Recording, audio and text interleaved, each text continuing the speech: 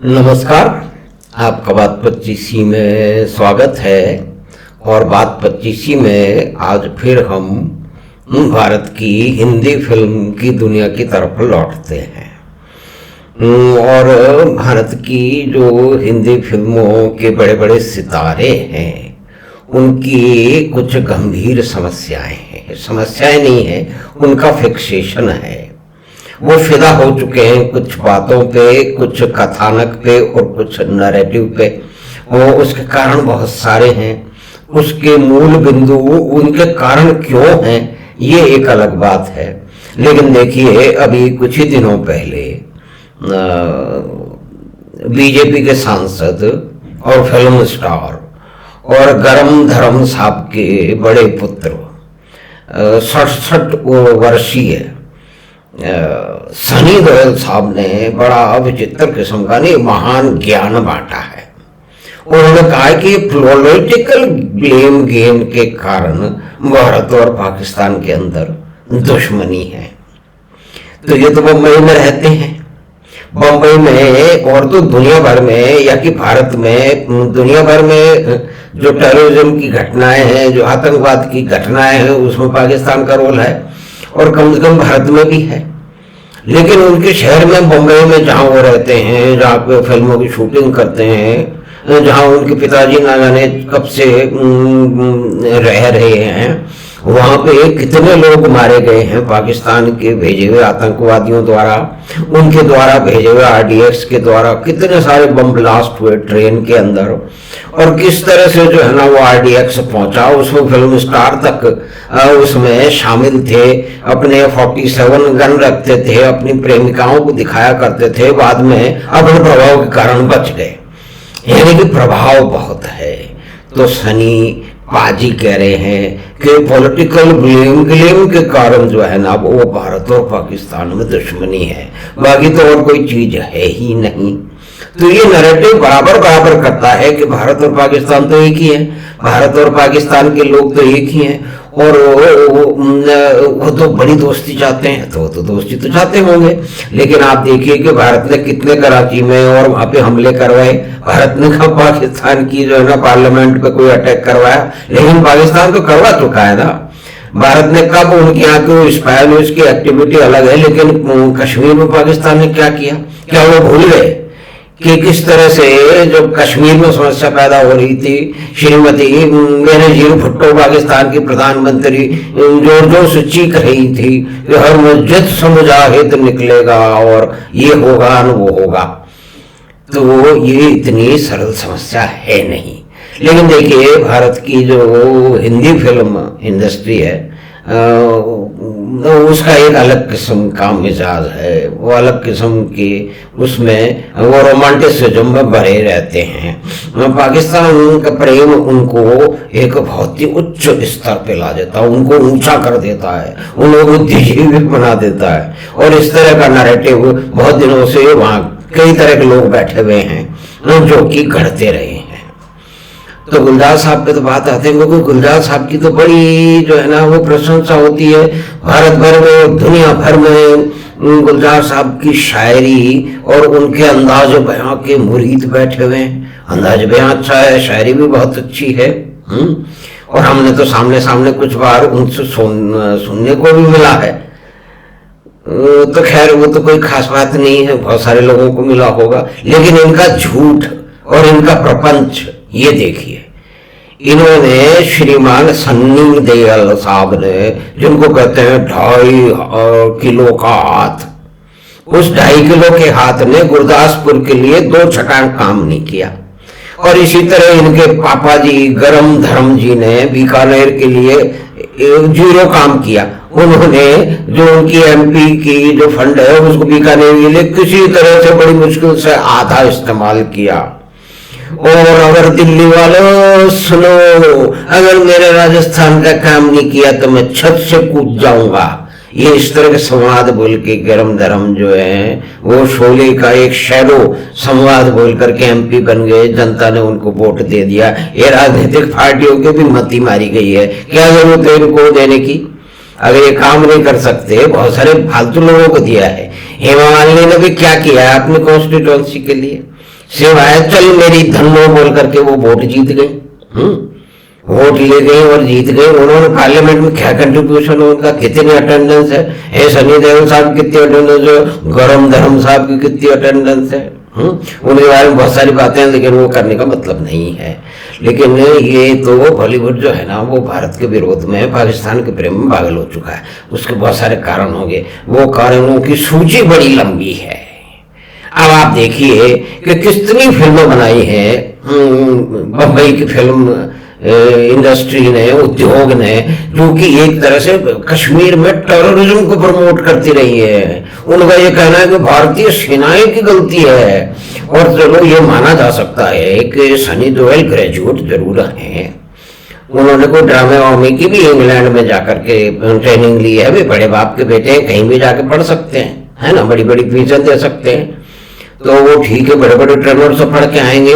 लेकिन उनको दूसरी समझ नहीं है, तो जिस बात की समझ नहीं है उसके ऊपर क्यों जो है ना वो ज्ञान बांटते रहते हैं। लेकिन ये नैरेटिव उनको बताया जाता है, यार बोल दस, मैंने की बोलना है, और दस तू, तो उनके चमचे बता देते हैं। और वो सारे कुछ तरह के लोग हैं, आपको मालूम है। अब भाजी ऐ पढ़ दो तुझी की लिखा है, की मतलब है वो कहना है जी, असि सानू कहना है कि पॉलिटिकल ब्लेम गेम के कारण जो है ना पाकिस्तान और हिंदुस्तान के बीच जो है ना प्रॉब्लम हैगी। ओ तो बहुत चंगी गल लिखी यार, वाह वाह वाह, अब वो बोल देते हैं। लेकिन बहुत बड़े पढ़े लिखे, बड़े साहित्य में लोग थे वे, बड़े ड्रामे और शेक्सपियर के एक्सपर्ट, दुनिया भर के लिटरेचर के विद्वान गुलजार साहब, उनको भी प्रो पाकिस्तान लेने में कभी कोई दिक्कत नहीं आई है। उनकी पुत्री ने जो फिल्म डायरेक्ट की थी राजी, उसके तो अब केस खुल चुके हैं कि किस तरह से उन्होंने मुख्य चरित्र जो है ना प्रोटैगनिस्ट है, जो कि राजी है, जिसका रोल आलिया भट्ट ने किया है। अब आलिया भट्ट तो वही कहेगी ना कि जो उसको डायरेक्टर कहेगी। और भारत की ये भी देख लो कि हर दूसरे जो है ना वो एड में आलिया भट्ट तो ठीक है, अच्छी अभिनेत्री है, दूसरी भी तो होंगी, लेकिन देखिए पूरा तंत्र चलता है। भारत के तीन बड़े स्टार, तीनों खान। लेकिन एक समय यह था कि जब यूसुफ भाई को अपना नाम बदल के दिलीप कुमार बनना पड़ा था, तो वहां से लेके अब तक का रास्ता देखिए। खैर हम बहुत सारी बातों में भटक जाएंगे। कुल मिला के ये बात है कि शेक्सपियर के एक्सपर्ट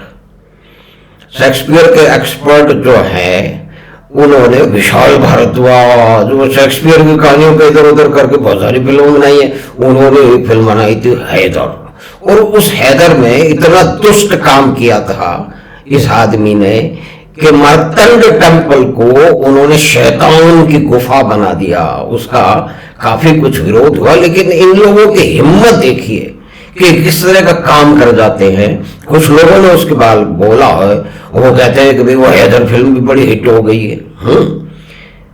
तो अब गुलजार साहब की बात कर लो। राजी का जो प्रोटैगनिस्ट है फिल्म के, और सहमत वो उसके जो राइटर है हरिंदर सिक्का, उन्होंने कितनी बार बोला है कि मुझे बेवकूफ बनाया गया और मुझे कहा गया कि आप फिल्म के बारे में क्या जानते हैं, इनका नैरेटिव पक्का है कि भारत के लोग तो देख ही देंगे, लेकिन बाहर भी देखनी चाहिए, पाकिस्तानियों को फिल्म दिखानी है और दूसरी जगह और बड़े देशों में जो है ना फिल्म दिखानी है। तो कुछ ऐसा डाल दो कि जिसमें पाकिस्तान का प्रेम जाहिर होता है। तो जो मेन प्रोटैगनिस्ट, जो असली स्टोरी है, जो रियल स्टोरी पर आधारित है राजी, उसके अंदर उसका चरित्र ही बदल दिया। वो पाकिस्तान में जासूसी करके जो राजी आई है, जो सहमत उसमें नाम है, कोड नेम है शायद, वो कह रही है कि मुझे पाप करवा दिया मुझे हिंदुस्तान की इंटेलिजेंस एजेंसी में। वास्तव में आ रही है कि वो सलूट करती है भारत की भूमि को और कहती है कि मैंने अपना फर्ज पूरा किया।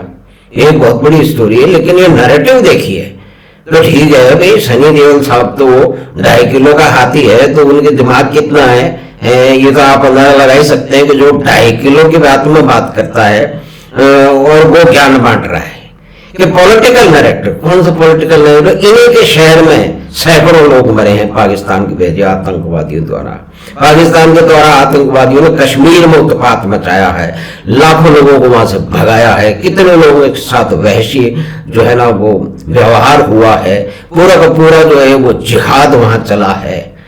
वो सिर्फ क्या पॉलिटिकल नैरेटिव है, पॉलिटिकल ब्लेम गेम है, वो ये वास्तविकता है, लेकिन इनको मालूम नहीं। लेकिन गुलजार साहब को तो सब मालूम है, मेघना गुलजार को सब मालूम है। भाई इन गुलजार साहब का नाम लेके बहुत सारे लोग तो बस ऐसे मतलब नॉस्टैल्जिक हो जाते हो हो गुलजार साहब की पोइट्री, गुलजार साहब का अंदाज बयान कुछ और है। और मेघना गुलजार ने उसे छपाक में फिल्म बनाई थी, उसमें कई गड़बड़ कर दी है। यानी कि ये अपने नैरेटिव को पेश करने के लिए उसको भारत की जनता और सब देश विदेश में उसको उनके गले उतारने के लिए कुछ भी पिरो देते हैं और फिर उसके बाद में आराम से निकल जाते हैं, क्योंकि इनका तंत्र पे बहुत बड़ा राज है। एक और निर्देशक है, बहुत बड़े बुद्धिजीवी हैं, बल्कि समझो कि वो नीति निर्धारक हैं बंबई की फिल्म इंडस्ट्री के। उनका नाम है श्रीमान महेश भट्ट, यानी कि आलिया भट्ट के पिताश्री, उनके पुत्र ने। यानी कि एक तरह से देखिए ना कि आलिया भट्ट के भाई ने उसने रेकी करवाई थी डेविड हेडली से, और वो आराम तक उसको कुछ नहीं हुआ। आप देखिए कि आज का तंत्र किस किस के पीछे जाए। अगर कभी कभी शुरू हो गया तो कहेंगे कि हमें डिस्क्रिमिनेट किया जा रहा है क्योंकि मेरा नाम ये है, मेरा धर्म ये है, इस तरह की बहस शुरू हो जाएगी। तो कुल मिला के बात ये है कि इन लोगों को बिल्कुल शर्म नहीं है, ये कुछ भी बोल सकते हैं। लेकिन आज की जो सोशल मीडिया पे जो बात है उसके कारण, जिससे रवीश कुमार जैसे जो है ना वो असली गोदी मीडिया के जिनको उन्होंने इजाद किया है वो बड़े परेशान हैं। ये सारी बातें सामने आ रही हैं। नहीं तो कौन, मतलब इन्होंने गुलजार साहब ने और उनकी पुत्री ने, जो कॉलिंग समिति के राइटर है हरेंद्र सिक्का, जो नेवी के एक्स ऑफिसर है, उनकी किताब छपने का रोकने के लिए तैयार किया कि भाई किसी तरह से पेंगुइन पे दबाव डाला कि उनकी किताब नहीं छपे। फिर दूसरा उन्होंने महान काम ये किया कि जयपुर लिटरेचर फेस्टिवल में ये हरेंद्र सिक्का को इनवाइट नहीं किया जाए, क्योंकि फिर उन्होंने वहां पे पोल खोल देंगे जाके। तो ये इतने महत्वपूर्ण लोग हैं, ये भारत विरोध में अपनी फिल्म को चलवाने में, दुनिया भर के चलवाने में भारत के लोग तो देख ही लेंगे, पाकिस्तानी भी देखें और पाकिस्तानी सारे दुनिया में देखें।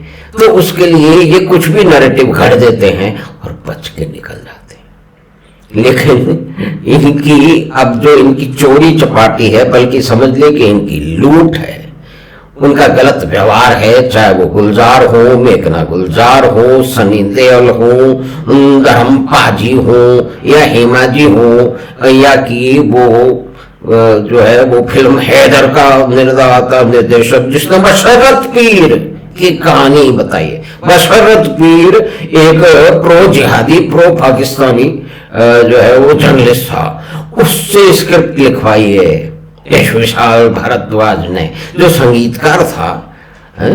उसको समझ रामे वामे किया मानता हूं, लेकिन एजेंडा क्या है? इन सब का एक ही एजेंडा है कि भारत को बदनाम करो, भारत की सेना को बदनाम करो, और भी कुछ करो, कुछ पार्टियों को बदनाम करो, कुछ की गोद में बैठ जाओ, कुछ सरकारों से जो है वजीफे ले लो, लाखों रुपए के इनाम ले लो, शॉल ले लो, और उसके बाद के अंदर मतलब आप देखिए कि यूपी की सरकार, जब तक योगी जी ने रोका नहीं, यूपी की सरकार जो है वो अनुराग कश्यप को हजारों रुपए दे रही थी महीने के।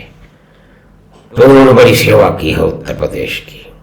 तो यह सिर्फ अपनी सेवा करते हैं, अपने फिल्मों से पैसे आने की जो बरसात होनी चाहिए उसकी तैयारी करते हैं, और बाकी सबको ये मूर्ख समझते हैं। इस तरह की फिल्म जगत शायद दुनिया में कहीं नहीं है, ताकि चाहे कम समझ वाले 2.5 किलो के हाथ की बात करने वाले सनी देओल हो, और मैं टंकी से कूद जाऊंगा वाले इनके पिताश्री धर्मेंद्र हो, और चल मेरी धनो बोलने वाली जो है ना वो हेमा मालिनी हो, या कि ये गुलजार साहब हो या विशाल भारद्वाज हो, ये सब एक ही तरह के लोग हैं। तो धन्यवाद। नमस्कार हमने फिल्मों से जुड़ी हुई कुछ फिल्मों के बारे में और सनी देओल ने जो ज्ञान बांटा है कि पॉलिटिकल नैरेटिव के कारण हिंदुस्तान में पॉलिटिकल नैरेटिव किसने किया, यानी कि कोई भी आदमी, भारत से कई लोग जाते हैं वहां पे, कोई एक बता देते हैं कि उस आदमी ने मेरे को बड़ा अच्छा खाना खिलाया, उस टैक्सी वाले ने मेरे से पैसे नहीं लिए, ये कर करके पाकिस्तान की प्रशंसा में जुट जाते हैं और एक तरह से बताते हैं कि भारत में जो पाकिस्तान के विरोध में जो है नैरेटिव है वो बेकार भी पाकिस्तान का लाखों लोग जो है ना वो अपने देश में शरणार्थी बने हैं, कितनी हत्याएं उन्होंने कराई हैं, पार्लियामेंट पे अटैक उन्होंने कराया, तो वो पाकिस्तान की सरकार में जो रिफ्लेक्शन है वो वहां की जनता का ही तो है। और आप देखिए कि पार्टीशन के समय में वहां पे हिंदुओं की कितनी संख्या थी, करीब 20-18% थी, प्रतिशत थी, उसके आसपास ही थी। अब कितनी है पता कर लीजिए। तो ये फालतू का ज्ञान, अपना अधकचरा ज्ञान और अपना एजेंडा, ये दोनों चलाते हैं। कुछ लोग एजेंडा चलाते हैं, कुछ अपना अधकचरा ज्ञान पहनते हैं, लेकिन उसके कारण एक ही है। तो धन्यवाद, नमस्कार। हमें आशा है कि ये बातचीत आपको पसंद आएगी, तो हम आपसे फिर मिलेंगे बात की अगली बात में। नमस्कार।